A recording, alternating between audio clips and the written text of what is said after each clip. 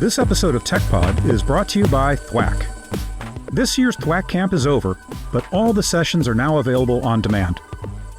For over 10 years, thousands of tech professionals have joined this lively, interactive event for industry insights, product demos, and fresh perspectives on the ever-shifting IT landscape. Sessions include You're Only Half Done, Going Beyond IT, Bloop, Oh Great, Another Bleeping Alert, and Shift Left, A Better Approach to Data Ops.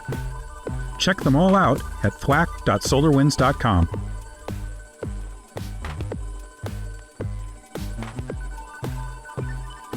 Welcome to SolarWinds TechPod. I'm your host, Chrystal Taylor, and with me, as always, is my lovely co-host, Sean Sebring.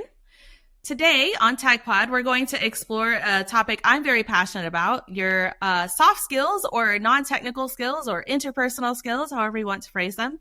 And to help us with that, we have SolarWinds IT Manager, Tara Bourke. Welcome, Tara. Yeah, so I have been with SolarWinds for 7 years. I'm currently the IT Service Delivery Manager for the EMEA region. So I look after a team of people who basically deal with all the IT issues from the company. So anything that touches an end user, which is pretty much every system, we are the face of IT in SolarWinds. Well, I think we could start with that. I know we've talked about this in the past, kind of what the face of IT looks like, because for a lot of companies and a lot of roles, IT is kind of like a faceless void to the end users, right? It's just like a generic, they'll either have like a company-wide emails kind of that go out and don't come from an individual, or, you know, something like that, where it's just kind of like IT department and there's like no person associated with it. So talk to me a bit about being the face of IT. Yeah, so particularly for SolarWinds, in our major sites, we have help desk people on site, people that are visible at all times to the staff that work in the major sites. And then we would have an ongoing connection with some of our smaller sites and remote staff. They would usually deal with a person that's pretty much in their time zone and is someone who's visible to them. So even though we don't look after every facet of IT, we are the person that every user knows. And it's really important that we keep that connection there. You still log tickets through the same kind of systems as you would see at other companies, but we like to make it a little bit more personal. And also sometimes things just need to be looked at in person. I actually just last week went to visit a customer, and it seems that the tech bar theme is pretty popular now. And I will say they did that when I went to our Austin office. They have the tech bar. So having, I guess, that person as a channel, right? We think of them as different channels to connect with IT. The person as a channel is a really nice option because everyone wants to communicate and interact different ways. So just having that human connection option is a really cool thing. Absolutely. And the tech bar is something that works really well in big offices because it's really personal to the people that drop down. But also from an IT point of view, it means you don't have to run through 6 floors of a massive building when someone has an issue. They come to you. So that's kind of why the tech bar became such a big thing, is that it makes it easier for users to come to you, but it also makes it really easier on the IT person, that they're not running from one desk to another trying to find someone, trying to identify a user, trying to recognize someone in big offices as well can be a major issue for IT. Surfing through the sea of cubes to find the person who submitted the ticket. Yeah. I haven't seen the in-person tech bar before, but I have experienced the virtual tech bar for us remote employees as well. Like there's still an option there and you still end up talking to, I've done several things, had to do several things with IT, and you still wind up talking to an actual person that has actual like customer service skills being employed. And I think it's super important to making that process a bit smoother for the end user and for those of us in IT, because that is like one of the biggest struggles is being in IT and working like a help desk is that people tend to take things out on you sometimes, right? Like they are experiencing frustration, and that is something you experience a lot in customer service roles as well, is like people are experiencing frustration and then they share that frustration with you. And sometimes it's not always a positive experience, like for them or for you. So it's interesting to see how we've employed that in person and virtually as well. Yeah, and I mean, it's been a big thing in our hiring practices that when we are recruiting for a role in the help desk, we're not just looking for someone who's technical. Technical skills can often be taught if a person has a willingness to learn. What we're really looking for when we bring someone into the help desk is someone with great customer service skills, even if that person maybe came from a non-technical role, working in hospitality is a big one where you have to deal with people and you have to be able to de-escalate situations, and you really need to be able to get your point across without irritating someone. That's a massive thing in IT is, sometimes the user may be wrong, but you need to be able to relay that in such a way that it doesn't sound like that and it comes across nice and polite. So we are really big on customer service skills. So we've sort of circled around what we think are these soft skills, right? Like what, let's illuminate that a little bit more. What do we consider to be soft skills? I consider almost any non-technical skill to be a soft skill. So we talked about customer service. I have in the past also talked about several other things. So like any kind of people connection skills usually are considered soft skills. So the way that you talk to people, the way that you communicate, the putting your face in front of people, all of those things are part of that purview. Is there any thing that you would like to add to our overarching topic of what is a soft skill? Yeah, I suppose a major thing, depending on whether you are front facing, physically in person, or whether you are behind a screen, when you're physically in front of someone, another soft skill is your mannerisms and how you carry yourself. A lot is said by not saying anything. And particularly in IT, when you are at someone's desk, you need to be able to carry yourself in a way that even if you don't know what's going on, you come across as if you do to the customer and you give them a sense of ease. And that can all be communicated just by how you stand at a desk or how you approach someone. Your facial expressions for those of us with very expressive faces. That is a major thing as well, and for people who have maybe dealt with customers on the phone, that can be a really big change going into a front-facing role where you have to make small talk with a person that you maybe wouldn't have had to before because you might be standing at their desk troubleshooting an issue. You still need to give off that ease. Yeah. People skills. Yep. No, I very much agree. I actually came from service desk background myself and customer service, and Chrystal and I have spoke about this before, that if we had our way, everyone would start in that kind of role.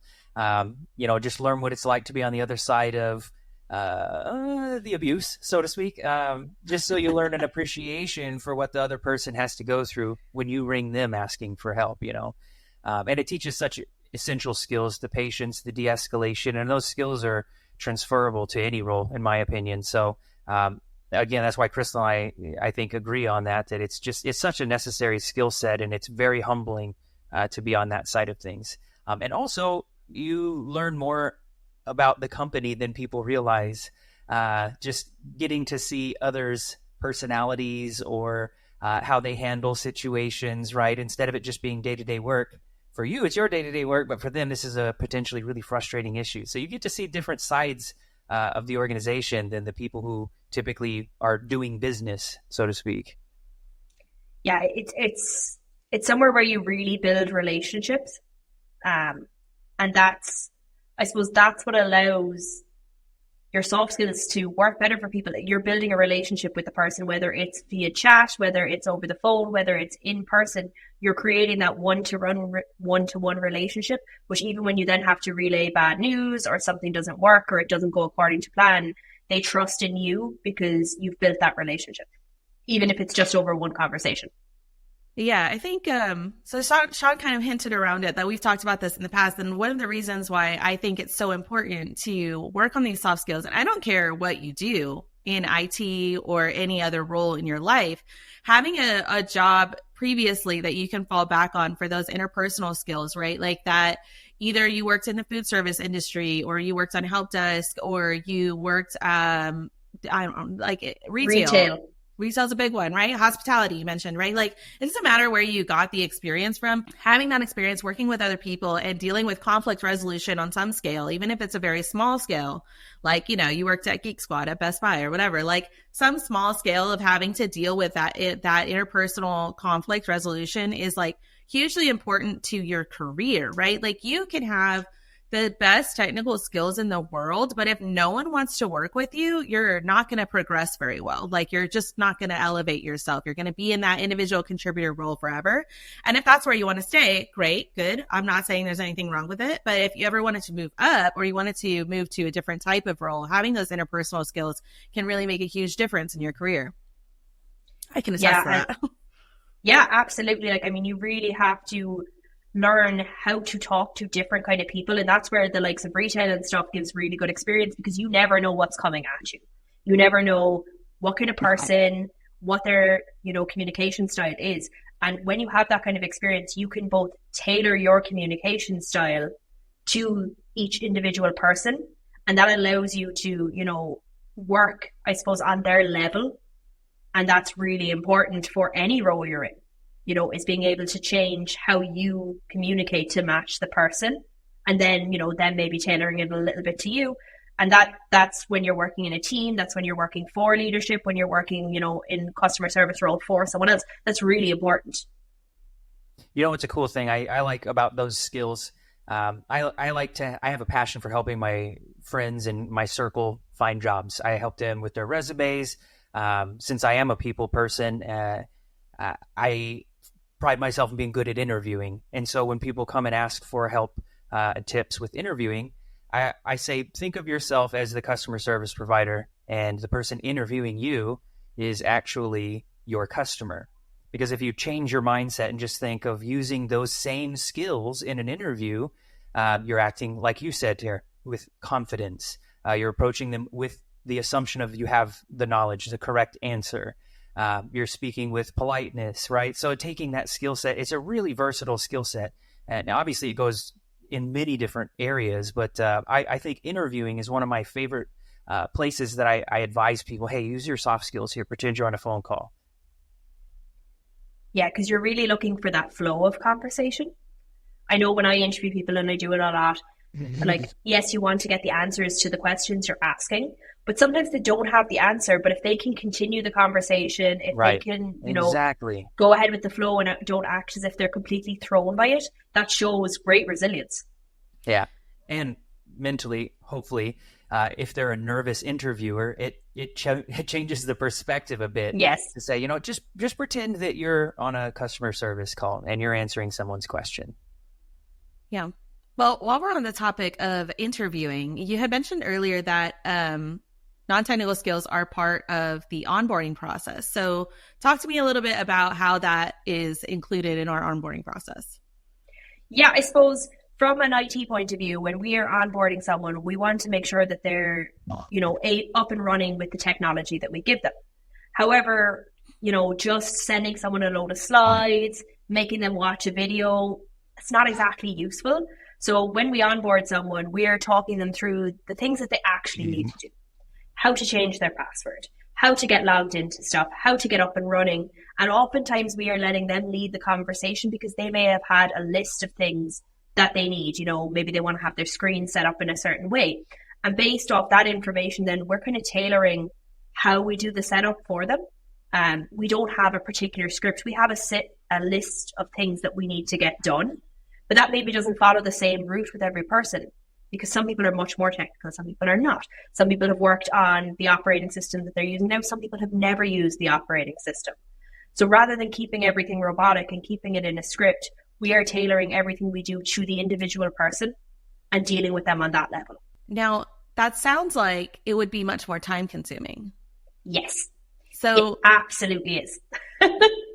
It also sounds like you think that's worth it. So talk to me a little bit 100%. about that part, because I feel like from an audience perspective for our TechPod listeners, that part of the issue with being too invested in interpersonal skills in this way, what you're talking about, tailoring things to the individual rather than the masses, is that it takes too much time. So I guess talk to me about the reasoning and how we come about with that being worth doing. Yeah, so I suppose if we spend an hour sitting down with a person on their first day, and if it's a group of people starting on the same day, you know, that reduces the time a little bit. We help them to get up and running, right? So yes, it does take that hour time. If we do not do that, How many times are they going to have to contact us to log a ticket? How much extra time and effort is spent into the ticket going in, the person responding to it and trying to get the relevant information, which sometimes is harder to get over a ticketing system or a virtual tech bar. Maybe they don't really know the question they're asking.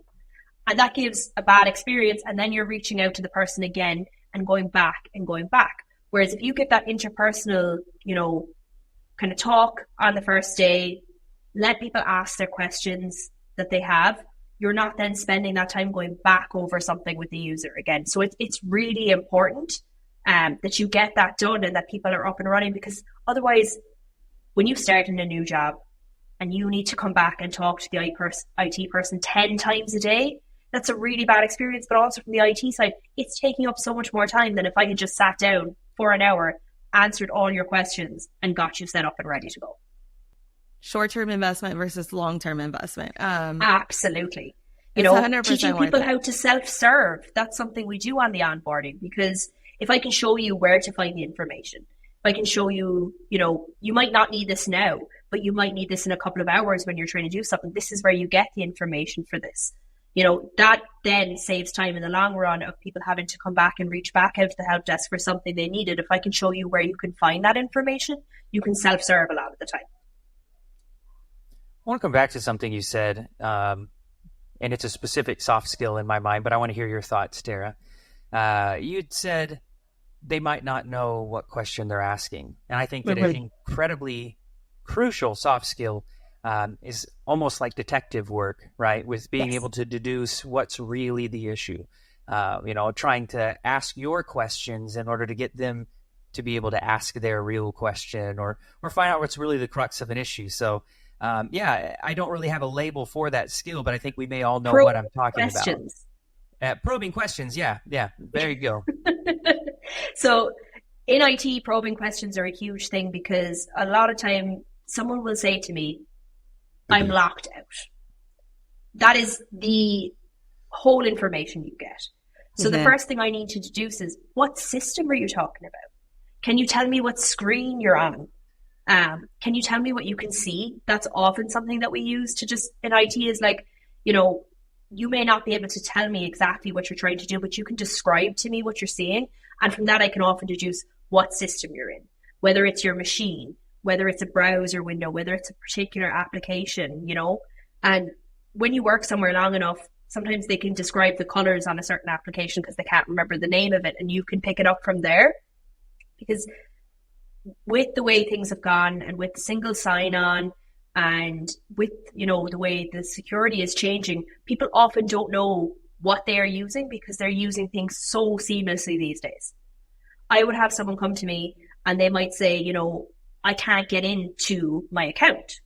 But they're talking about an application that's done through a single sign-on, through a portal, through the password for their laptop. But they don't even know that's happening because it's all working in the background. So it's not that application isn't working. It may be that your password expired and that password has to sync through all those systems. But all you notice on the back end is that you can't get into this one thing. And I need to be able to ask those probing questions to figure out where you are, to almost backtrack to figure out where the real issue lies. You said something there about dealing with someone, or earlier maybe, about dealing with people who have different levels of technical skill. Like, we're talking about, right? End users that know what they're doing still sometimes need assistance, right? We don't have the access to go do administrative resets or to, my password expired, I forgot to reset it. Because we're moving to password. This has happened to me 2 times now. We're moving to passwordless. And so I use my YubiKey and I don't have to use my password as often because I have a PIN. And so I keep forgetting what my password is and then I can't reset it. It's a thing that's been happening lately because we're transitioning. So I have to reach out via the virtual tech bar to get it reset. And I obviously can tell them more information because I have experience working on a help desk or arguably something close to a help desk. And I have some experience working with things, but I also have a lot of experience in customer service. So I really do my best to not be a pain in the butt for the person on the other side also. What is that for training purposes when you're training new techs coming in that are going to be working help desk, they're going to be working with end users a lot. how do you go about expressing the way that they're going to be dealing with people if they have to varying levels of technical skills? Because I certainly know some people who have a bit of an ego, like me just saying that right now. I have a certain level of technical skills, so I will assume I already have done XYZ steps before we're talking to you, even though sometimes I forget to do one. And then when you guys tell me, I'm like, oh, duh, why didn't I do that? But like, what does that look like for you guys with that interpersonal skills that are left in the training to like, how do you deal with those varying levels of technical knowledge? Yeah. So what we kind of do is sometimes you may have experience dealing with a particular user and you might know that they're more technical or you might know that they're not, but you still need to make sure that they've done all the steps and things like that. So sometimes it's about how you word it. So if you've come to me with that issue, you know, and I'm like, did you turn it off and turn it back on again? Someone might be offended by that. Look, it's a joke because it works. 100%, like it works 90% of the time, let's be honest. But, you know, sometimes people are offended by that. So sometimes it's something as simple as saying, can I assume you've already done, and then you list out the things? Because you're wording that in such a way that you're, you know, putting your faith in them and you're saying, look, you know, I know you've probably already tried this. I just have to ask you. And then sometimes maybe they haven't and they come back and they're like, oh, I actually forgot this. But when I respond in that way, just by a simple changing of wording, instead of being like, you need to do X, Y, Z, that makes people be almost less offended if they're maybe a bit more technical and they're like, of course I've done that. You know, you said, am I to assume you've done that? Or can I just check with you that you've tried these things?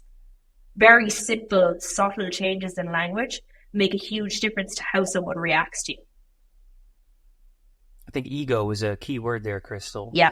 And it doesn't have to be a bad thing. Sometimes it's just coming from a place of, I do have technical knowledge. So I'm probably, in fact, sometimes I'm guilty of this as well, Chrystal. I may think, oh, I've already done a lot of their work for them here. So like, they probably appreciate how technical I am. They're like, oh, this guy's at least more technical than the last, right? And so I think that sense of ego is unintentional and it happens more often than we realize. So dealing with that and the way you address that, Tara, I think is kind of putting the ball in their court, so to speak, right? Giving them a sense of power control, giving them some confidence back since they're coming from a place of vulnerability that they have an issue. So I agree. It's a little bit of a mind game, but it's helpful, you know, and it really, I think it does wonders. Yeah, and I mean, I have on occasion have to deal with people who are quite technical and I have given them a specific set of steps and they've said something didn't work. And based on my previous knowledge and the steps, this usually works.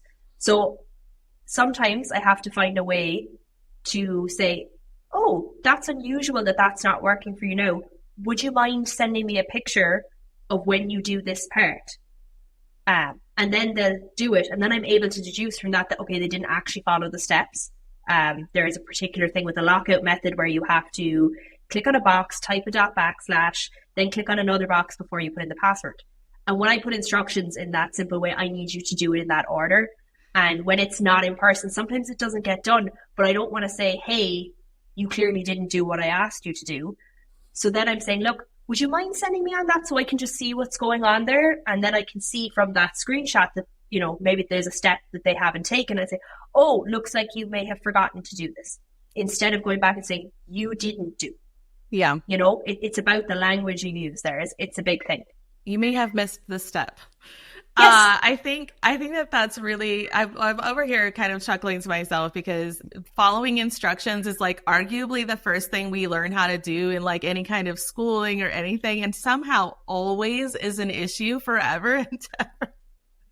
Like, it's the simplest thing. Did you follow the instructions I laid out for you? And yet, like, oh, I'll just skip this step. I don't need that. Like, you still do it as a person with, like, I'll say a healthy ego. I definitely have done that, right? Where you're just like, oh yeah, I'm just going to bypass that. Like, I don't need to do that. Totally.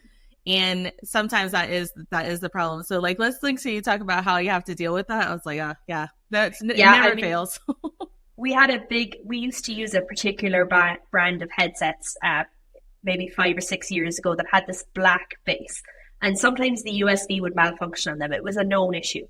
And in order to reset that, you had to plug out the power cable, leave that out, then plug out the USB-C cable, then plug back in the power cable, and then plug back in the USB-C cable. And it had to be done in that order. Yeah. And if you did not do it in that exact order, it did not work.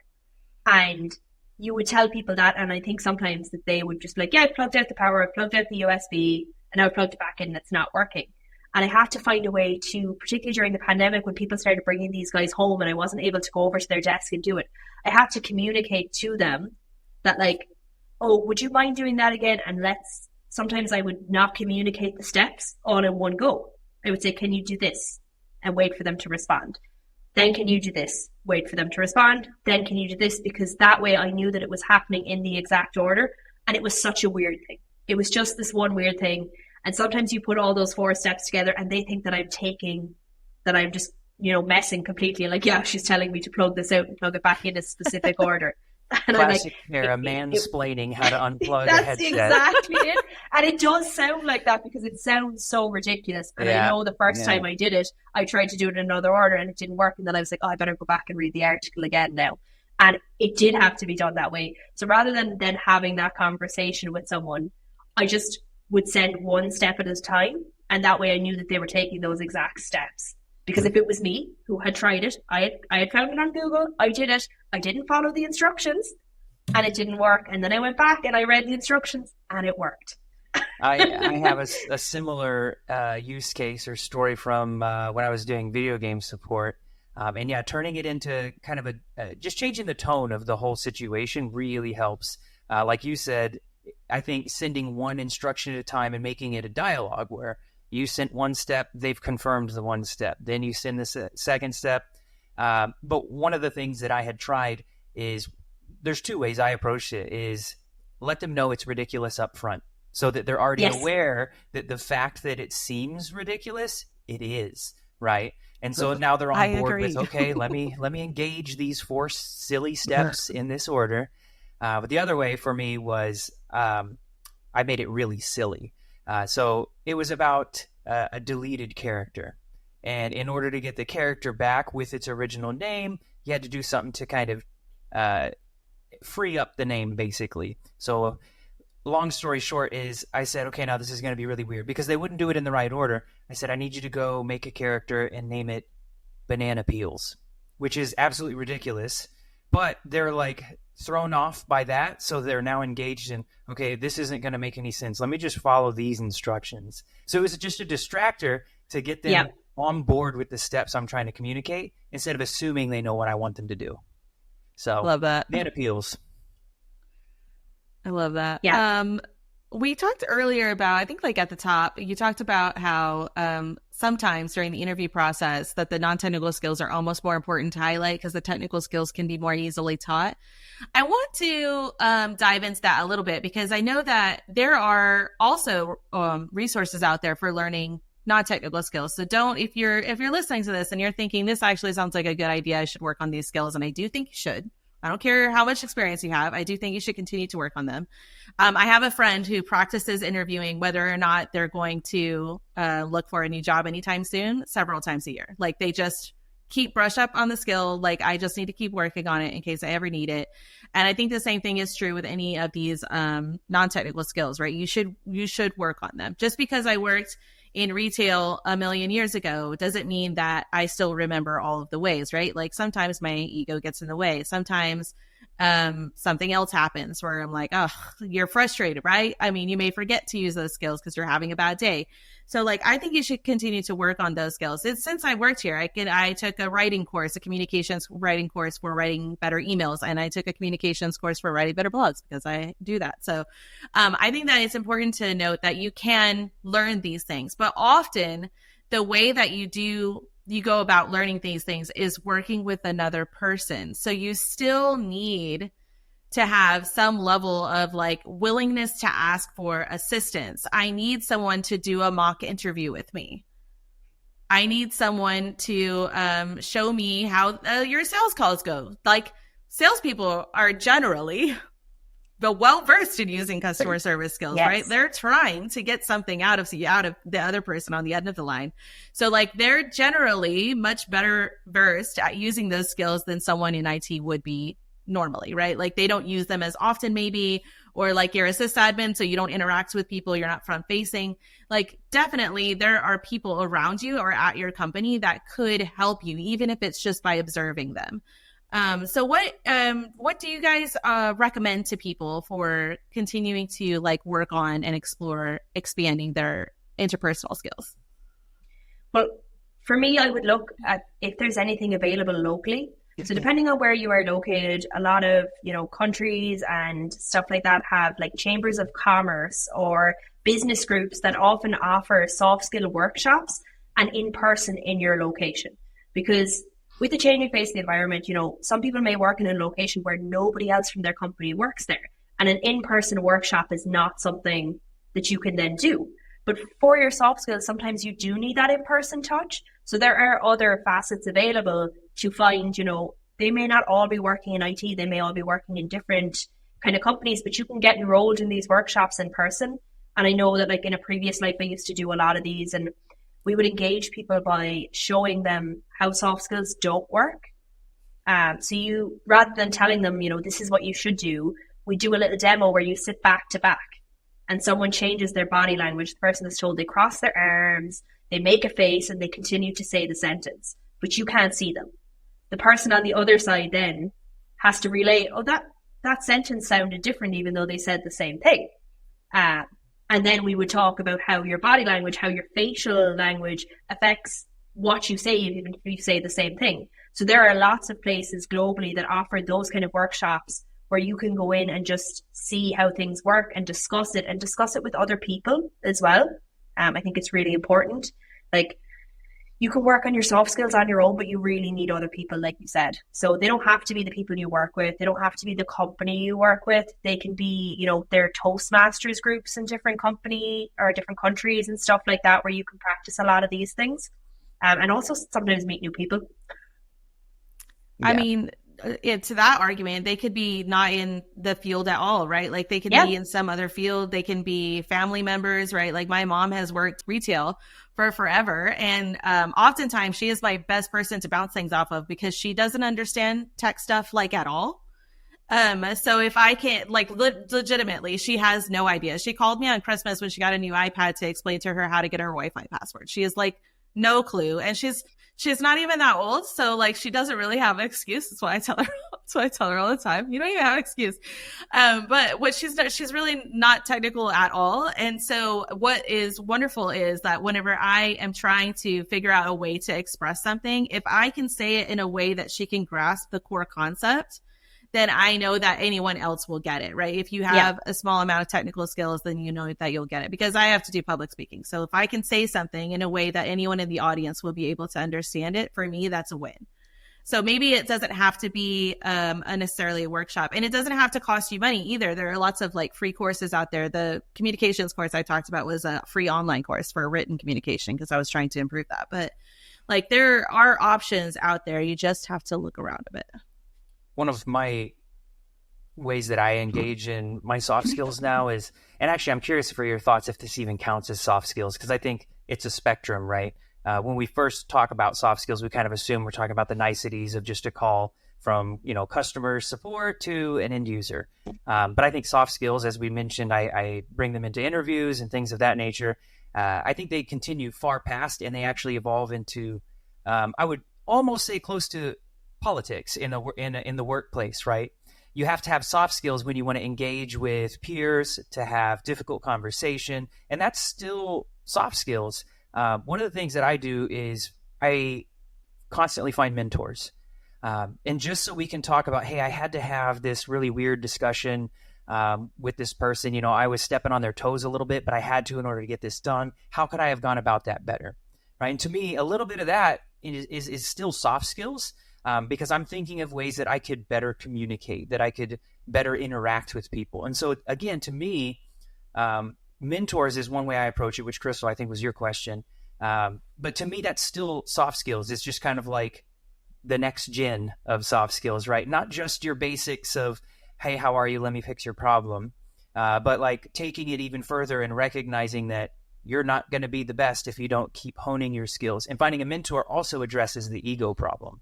Because then you're admitting to yourself, hey, I'm not the best. Let me go to this person and say, I want you to give me something that maybe we're equals at, but you have different skills, right? And so ideally you're going to them and saying, let's help each other. But sometimes it's just you're taking, which is fine. But a mentor, I think, is so valuable in many ways. But I use it a lot for the soft skills. But also I think it's a good humbling experience for us to look at ourselves and say we're always learning and growing. Absolutely. Yeah. I think finding a mentor, some people think it's this really big thing where you have to go through a specific program, you have to set a person up as your mentor. But informal mentorship is a huge thing in the workplace. A lot of the times it may be a person you have worked with previously that's no longer in your department. For me, I utilize a previous manager who was my manager when I started and now manages a completely different department. And I am in the role that he had been in previously. So I often can go across and sit down and be like, okay, so this is what's going on. This is how I'm going to approach it. Or sometimes it's something as simple as being like, can you read this email and take a look at it before I send it? Oh, yeah. And it's sometimes you may not mean for something to come across in a certain way. And sometimes all you need is a second set of eyes to take a quick scan over it. And, particularly someone who's out of the situation, whatever it is, and see what tone they pick up from it. But yeah, I really find it valuable having a mentor like that and just being able to bounce ideas off different people. And I suppose, for me, I am lucky that the office that I work in, and I do work here a couple of days a week, there are everybody who has done my job before me, particularly my first job that I started here, sits within 5 desks. Wow. So from the very first help desk person, the person he hired, and then me, and then the people I have hired after me, we are all within a couple of chairs of each other. So if I find something that happened in this office 15 years ago, I can ask the person why. That's but it lucky. means that it just means that they've come across these situations before or something similar.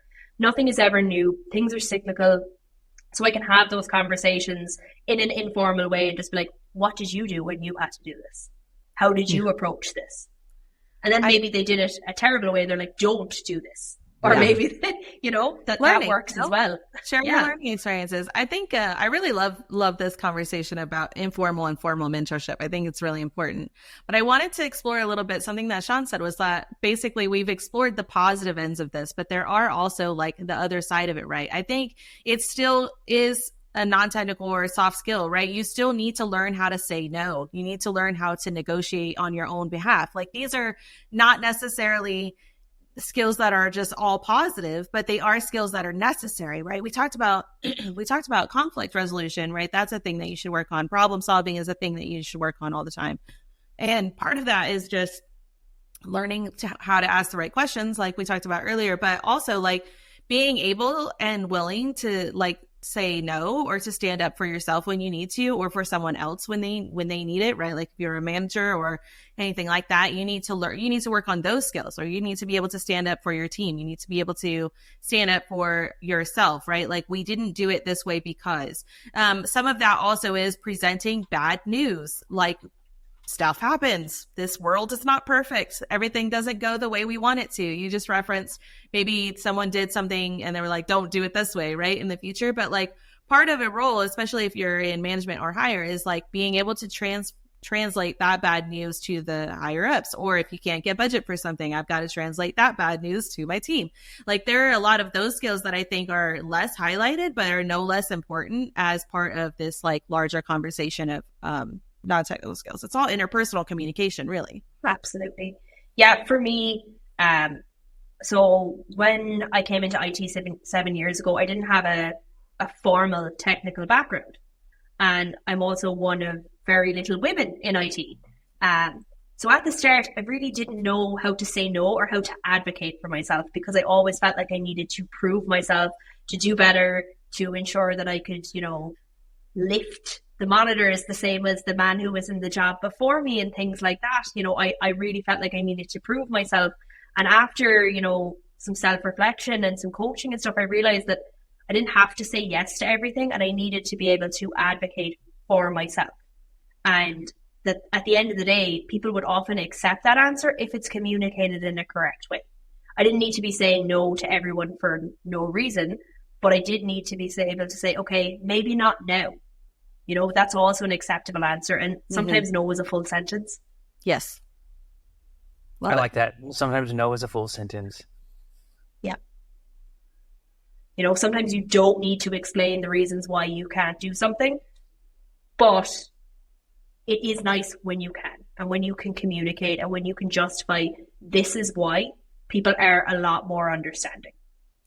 Yeah, I actually think over-explaining the reasons for something is an issue. It's like on the other side of like too much communication can also be an issue. Like you're over-explaining why you made this decision or whatever.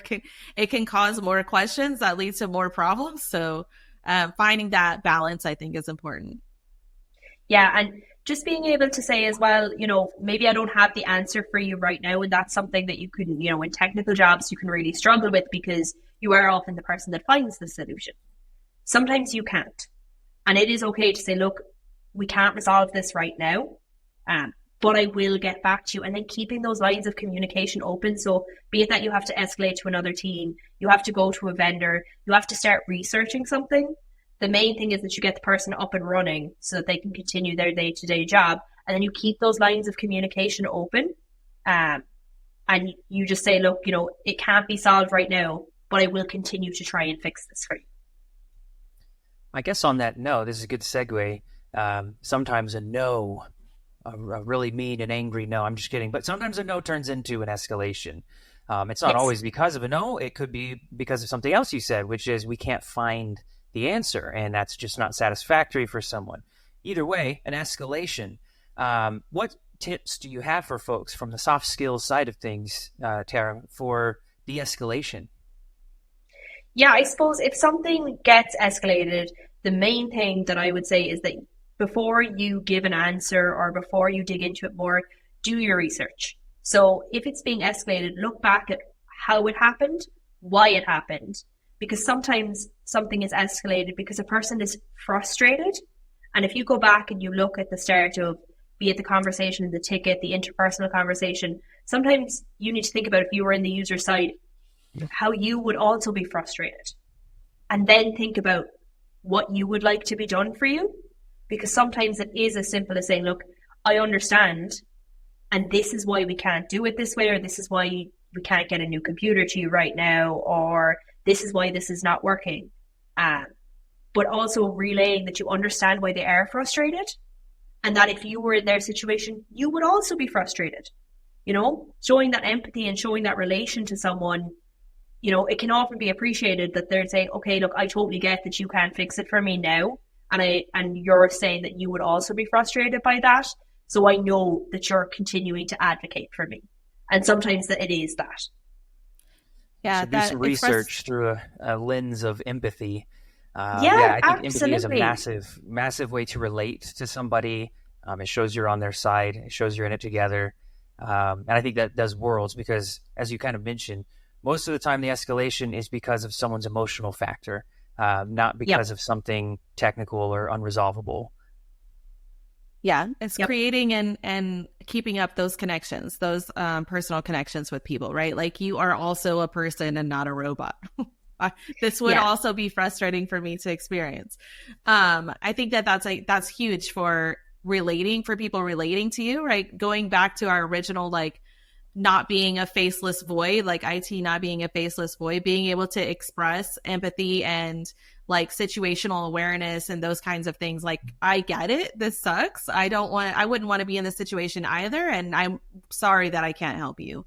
I think that can go a really long way towards de-escalating those situations. Absolutely. Because a lot of times when we get an escalation, it's either due to lack of communication, where maybe stuff is being done in the background and the person doesn't know what's going on or why it's taking so long. Or it's because there's over communication where it was a simple issue and someone has dug into it a little bit more.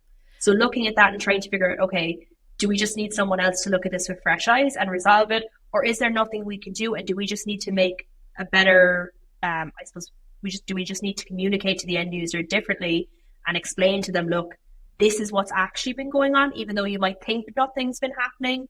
This has all been going on in the background. And sometimes it's just about giving them that information. Yeah. And part of it can definitely also be just like poorly set expectations. Yes. And sometimes those expectations have nothing to do with you. Like they already had expectations from working with someone previous, or they have had this issue before and it didn't take as long to resolve, but maybe this is the fifth time. So we're trying to find root cause of like why this keeps happening or whatever. Like there's a lot of reasons why they can have poorly set expectations. And so part of your communication process should be ensuring that those expectations are clear. It will help you in the long run. Absolutely. I'm a big fan of under promise and over deliver. So if you think something is going to take 15 minutes to resolve, I would rather say, look, this could take up to an hour. And do you have anything that you need to do? Can I borrow your computer from that time? And if it's solved within the 10, 15 minutes, that's great. They're happy to get their laptop back. But if it takes longer, you have that extra buffer of time. So I would never want to communicate to a user that something would take less time than what it made at. I'd always want to, under promise, over deliver. It's a big thing. Yeah. I want to visit something Chrystal said. I think earlier you said, this sucks. And what you're referring to is, again, we were talking about the empathy and relating to people. And I think a particular soft skill there is in text. Text can be very informal. It can be dehumanizing. It's really hard to see tone. And coming from my customer service support background, of course, mine was in the video game industry, so I was dealing with a particular set of clients, so to speak, right? So the expected tone or their language may have been a little different, but I've carried that into all of my communication via text now. I try to use emotion in the text, which can be tricky. So, Tara, I want to hear some of your thoughts on that. For example, I'll almost always start with my greeting having an exclamation point at the end. Howdy is also something I always say, because I want to know that it's coming from me. I'm a human. I wrote this. This is my language, so that if I was in front of you talking, it would sound almost the same if you're reading it off the paper. That's exactly it. I start all of my greetings off with, hey. That's something that, is particular to Ireland and stuff. Hey, exclamation mark. Yeah. And what we had to work on as well in the service desk is we have multiple customers across multiple geos. So usually you can tell by the text where the person is located, how they communicate, and then changing it a little bit. The message that I might send to someone here in Cork might be a little bit more informal than the message I might send to someone in Austin, or particularly in the Philippines, it's a little bit more formal as to how they communicate. Something that, I've noticed over the years is that people like to be addressed by different things in different geos. So again, adding that to your communication. I would never send a message to someone in Europe calling them sir or madam. That would be very strange. But in other countries like the Philippines, it's very common to use that. So I do tailor my communication to the location as well, because then they also know that you're talking back to them in how they would expect to be spoken to. And that's something that takes a while to get used to when you're dealing with customers and end users across massive geos. Then we would also structure our text in a little bit less formal way. So we wouldn't say like regards or anything too formal or things like thanks for that. We're keeping it really personal. Yeah, I do. Real. I do want to throw out there too, like, be cautious with being too impersonal as well. Like there's pitfalls involved in that. Yeah. Like you have to be impersonal and yet still professional, I think is the key. Like you still have to be a professional. At the end of the day, you're going to be working with this person again, most likely. And so like that's another balance. Like, yes, we want to be ourselves, but also yourself at work, not yourself at home. Like I think you can be very cautious about it. But you said something very specific there about tailoring it for geos, like because people around the world communicate very like vastly differently. So I have heard in the past, like especially people who've never worked with someone on the other side of the world, they can be a lot more formalized in their communication processes, and they don't appreciate as much the informal like greetings and all of that. But like, how do you, without offending someone the first time, said that's the hard way and that's how you learned that, like what do we have like in place? What do we do to help people like realize this is how we communicate in this geo? This is a better way to communicate in this geo. I keep thinking too about we were talking earlier about tailoring things to the individual, and I keep thinking about at work at several different jobs over the years we've done like personality tests on like how to work better with people, and that's like not a thing that's available for you with your end users most of the time. Is like this person works better in this way. So like it goes all of that kind of is in the same vein of like, how do you figure out what is going to work best for the person that you're talking to? Yeah, I mean, some of it is going to be trial and error. And where you have worked before. But a lot of it for us is that you have historical data in tickets, in virtual tech bars, where you can kind of see how the person has communicated before. But you don't always have time to look up that when you're trying to fix something. But again, you're kind of going on the basics that like, I'll give you a prime example. When I first started working here, someone in a particular region kept calling me madam. And that is like, if someone called you madam in Ireland, they're insulting you. They're talking in a derogatory tone. It's not in their culture. Calling madam is just a polite way. So then it was someone I was working with directly on the help desk. And I said to them, oh, I get that's really polite there, but you might want to be careful saying that to particular end users because, you know, they don't like that. That's quite an insult. And we have group chats between our global teams. And we would have a lot of informal conversation there. And sometimes you're learning phrases that people use, things that they say, how they communicate. Sometimes it's just jokes.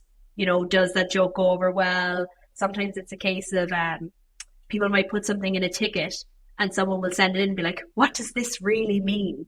Prime example of someone asking what's the crack in a ticket, and what they meant is what's going on. That's an Irish slang term. And one of our techs in Brno was like, what does this mean? Is this English? It's like, kind of.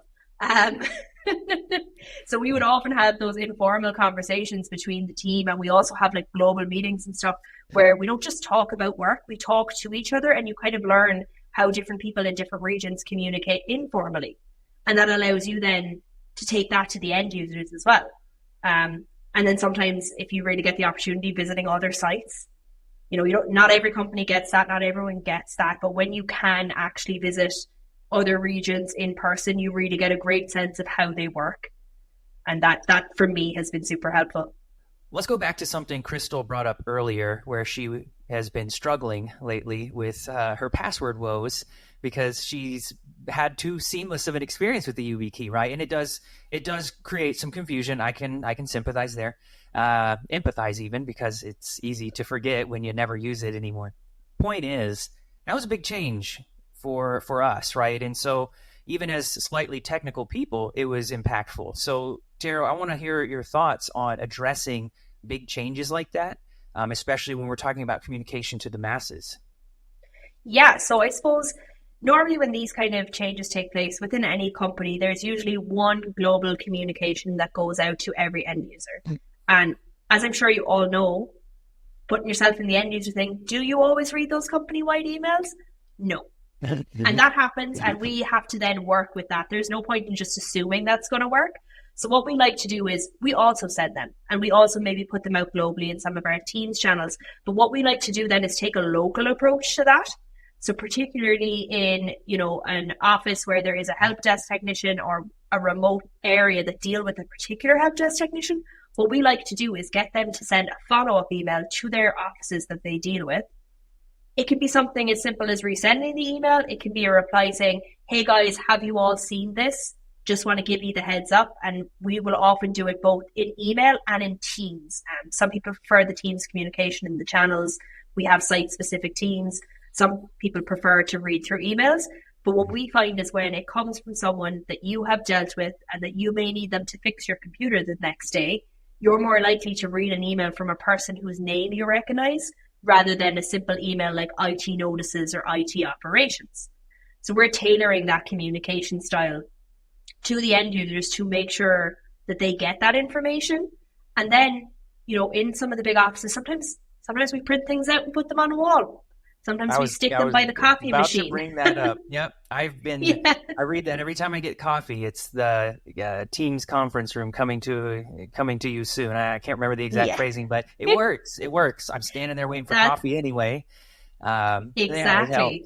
And actually, Tara, you control in our Cork office the TVs. We've got TVs with events coming up or changes coming up or even people visiting a lot. right? Just kind of let folks know. And that's super helpful because I was walking past the TV anyway, big screen, short message, right? Succinct communication there. So it's super helpful stuff. I will say for IT people, it's just like the knock, right? You walk, You're looking at, if you're used to using a knock, you have it up on the screen. It's just like a main dashboard. When you walk by, something is red. Now I need to go look at it. I think that those TVs operate in the same way, but for not technical things necessarily, or maybe for technical changes, but for communication rather than strictly IT things. Yeah, absolutely. Like we like to put up, just little things on there, like reminder, this is happening on this date. Be it an event, or we recently rolled out the upgrade of Windows 11 to all our machines globally. And so we sent out an email, we did our informal comms, we directly emailed some users, but then we just put the dates up on the TV. Just a reminder, guys, if you haven't done it, your machine's going to shut down on this date at this time. And it was really simple but effective. And then we also, in certain areas, we will run in-person meetings, be it for the whole office. And sometimes I'll just stand at the top and be like, oh, don't forget, this is happening. That is the simplest, cheapest form of communication, is literally yelling at people in the office. And I know it's not the modern way of doing things, and yes, we absolutely want to do the modern things, but sometimes it's a simple reminder. I will often, if we're doing big changes and we need someone to take action and we have a list of action, and sometimes we have some stragglers, if they are located in an office, sometimes I'll say, can you get up and walk to their desk and just make sure they're all right, or make sure they remember? I think it's personal. I think the important takeaway from this part of the conversation is that people absorb information differently. And so you must provide the information in different ways. You can't expect everyone to read the one global email, even if you want to, even if you're like, I told everyone, I told them it was happening, right? Because there is some frustration on your behalf when you then have to deal with 15 tickets or whatever, when you're like, I told them it was happening. But at the same time, like, people absorb information differently, and not everyone looks at everything in the same way. And that's true of any learning at all. So like, you have to think about it for communication as well. Like, having multiple methods is only going to serve you better in the end. And it really does not take that much more investment of time. I was just saying, my takeaway from this is that Tara will stand in the middle of the floor and yell when we have changes coming. I'm surprised you haven't heard me do that yet. No, very effective. That's going to stick in my head. I won't forget that one, actually. Yeah, I suppose it's just, we all know these days that everybody has different learning styles, and we know from like the school system and stuff that no one way fits all for all of that. So why would one way fit all for communication? Yeah. And instead of expecting people to change how they take in information, we're the one that needs them to take in the information. So we change how we distribute that information, be it email, be it Teams, be it shouting at someone. Back in the day when computers had company screensavers, you might put it up on those kind of things. We don't really do that anymore. It's a little bit of an old-fashioned thing to do. So we use the TVs. We put things up, and sometimes we put signs in the toilets, in the coffee docks, places where you're going to read things if it's something really important. I love that you're just, whatever works, anything that works. I think that we are inundated by information constantly all the time. So people just will, I don't have time, like, especially for email. I think you get to a point where you're like, I'm busy, I don't have time to look at this. And then now it's marked as unread and you'll never see it again. Yeah, and sometimes it's attention span. Yeah. The way things have gone, people's attention span is lower. So I actually found some really good accounts that do like 30-second TikToks on like new features on Outlook and stuff like that. And that's something that I have pitched to start sending out in the company, because I'm like, oh, I looked at this guy and he did it was 30 seconds and he showed me all these new things that are available in Teams. Maybe we can start doing something like that. Maybe other companies can start circulating that information, you want to just grab it. Yeah, absolutely. The company TikTok, watch out. It's coming for you. Yeah. This has been fantastic. Before we wrap up, Tara, is there anything else you would like to share of importance with using soft skills in IT? Yeah, I suppose for me, at the end of the day, your soft skills is the most important thing. How you come across to people is great. It is great to work on that. And it will get you really far, no matter whether you decide to stay in IT. If you want to go to management, you want to change to a completely different field altogether, it's going to work for you. Even so much as like say you decide to not go to work tomorrow and you are just working on your relationships at home. You still need the communication skills. It's never going to go away. You're never truly going to be on your own. So it's always worth investing in those skills. Absolutely. Even as a consumer, when you have to call a help desk line for some other company and not at work, like having those skills can actually streamline your process getting through those queues. So like those skills are useful everywhere. People are people, and no matter where you have to deal with them, like learning how to deal with them appropriately can make a huge difference in your life. Well, awesome. I did want to throw out there that we briefly sort of talked about our move to passwordless and like the how we're dealing with that. And that part of that was the YubiKey rollout. I did want to say that if you wanted a different perspective on that, we did also talk to Noelle Barbie during THWAC Camp this year about that process and also about those interpersonal skills and how they were used during that process. So you can go check that episode out on demand, and it is the Playing 4D Chess, the Modern Security Story episode if you want to hear more about that. But thank you so much, Tara, for joining us today to discuss the importance of non-technical skills, because I don't like the term soft skills, non-technical skills in the workplace and in IT. Thanks so much for having me. And thank you to our listeners of SolarWinds TechPod. We look forward to continuing having episodes on varying topics all the time. I'm your host, Chrystal Taylor, joined by fellow host Sean Sebring. And if you haven't yet, make sure to subscribe and follow for more TechPod content. Thanks for tuning in.